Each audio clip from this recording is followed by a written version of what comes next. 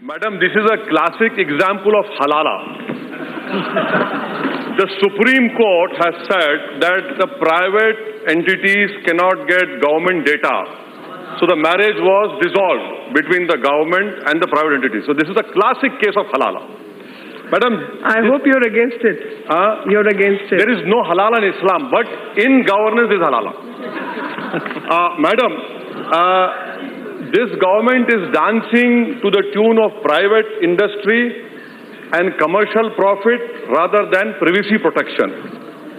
This purported bill which the Honourable Minister has moved is a marriage between state and corporate power which consolidates and centralizes all the power in their hands.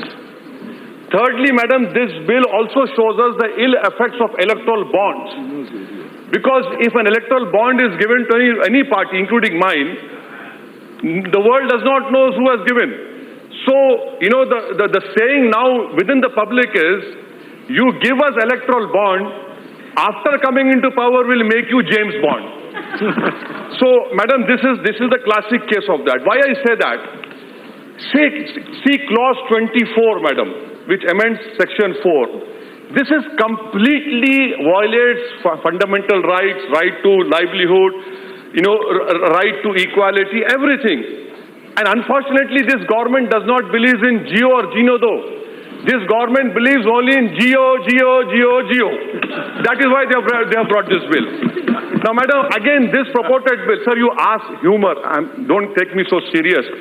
ऐसा लग रहा है कि आप encounter कर देंगे मेरा नहीं let me अरे ओवैसी साहब मैं आपके ह्यूमर को भी लेता हूँ सीरियसली बहुत शुक्रिया सर अरे आपका चेहरा ऐसा बता रहा है कि आप कुछ खा जाएंगे मुझे ऐसा मत करिए सर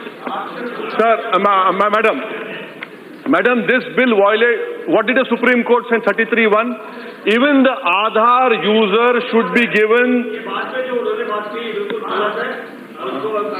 निकाल दीजिए बिल्कुल निकाल नहीं वो तो निकाल प्लीज बिल्कुल निकाल नहीं सॉरी सर निकाल दीजिए मैडम आपको गुस्सा आ गया पानी पीजिए आ जाएंगे 33(1) madam 33(1) the Supreme Court said you are an eminent lawyer you will understand my language the minister cannot madam 33(1) clearly says that the Aadhaar holder should be heard, not just the UAGI. You don't do that. 33(2) again, the Supreme Court said, have a sitting High Court judge. You don't do that. You're violating it. Fourthly, madam, why did the Supreme Court say? What did the Supreme Court say about private entities not getting information? They called it the dissemination and spread of private information to private entities as a vice. You are making it a virtue, sir. I congratulate you. You don't see a vice, but you see a virtue in it. That is why you bring this bill. And madam, why did, when the government says voluntary? No, it is not voluntary. If you read the bill carefully, what does the bill says? The relevant entity shall identify clients. The word shall, S-H-A-L-L has, as a law student, we are taught what shall means. You cannot pull a wool over our eyes. You want to help private entities. I don't know what this government has so much love for private entities. Why are you afraid of them, sir? A man living in a huge building in Mumbai cannot take on the New Delhi government of India. Why are you succumbing to him? Sir, madam, I conclude by talking about clause 8, madam. You are bringing in a bill wherein you are decreasing the powers of parliament. Why are you doing it, sir? When you believe in separation of powers, the parliament is sovereign. Your clause 8, which mentions section 23A under clause 9, will UADI be an impartial arbiter? You have no control. The UADI can appoint anyone who will have conflict of interest. How can you stop them, sir? Your revenue secretary is head of GST, and that can happen over here. Why are you reducing? Why are you bringing down the dignity of this august house? Tomorrow you are a minister, you will not be there definitely. I am a member, I will not be there. But why are you demeaning this house by bringing this bill? Madam, I conclude, again, offline verification. Madam, Pathankot happened.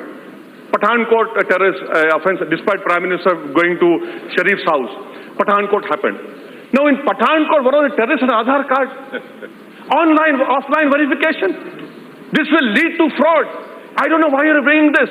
So, and madam, I conclude by, because paucity of time is here, the minister said you're bringing it for Supreme Court. Sir, let me bring it to your notice. You're an eminent lawyer. Your clause 5 violates the judgment mentioned on page 387. Your clause 5 subsection 7 violates judgment paragraph 319. Your clause 6A violates judgment paragraph 390. Your clause 2AA violates judgment paragraph number 402 and 333. Your clause 11 violates judgment number paragraph 408. Your clause 12 violates Supreme Court judgment paragraph number 408 and 333. Your clause 18 violates paragraph number 409. Your clause 23 violates the judgment of Supreme Court as mentioned in page 40410. So this is unconstitutional. Be rest assured, on the basis of brute majority, if you pass this bill, this will be challenged Supreme Court of Law.